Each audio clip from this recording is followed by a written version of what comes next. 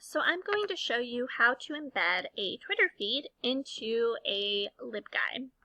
So we're going to start off with my Twitter feed over here, and I'm going to copy the URL.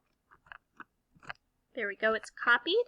And then I'm going to go to this website here. Now this website is called publish.twitter.com. And I'm going to post my link into the website. From here I have two options. I can either choose a embedded timeline or a button. I'm going to choose a timeline because that's what gives us the full Twitter feed. From here I can set customization options. So normally a Twitter timeline just comes up vertically, and we want ours to be horizontal. So I'm going to go to height over here, and I'm going to say 200 height.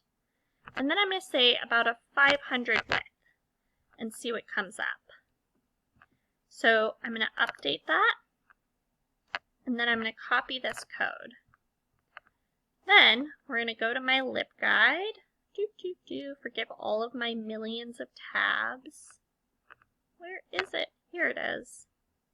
And we're going to add it. So we're going to add our media widget and the embed code here. And then we're going to save. See what that looks like. So this isn't as wide as I want it to be.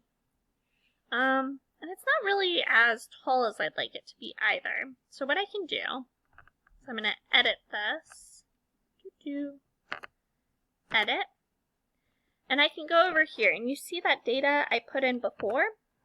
So I'm going to change this to be 800 width. And then I'm going to say about 300 height. And see what happens. Alright, now this is a little bit better. I don't know if I want it to necessarily be this big, so I might have to move some stuff around.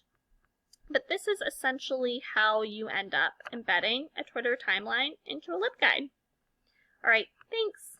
Bye.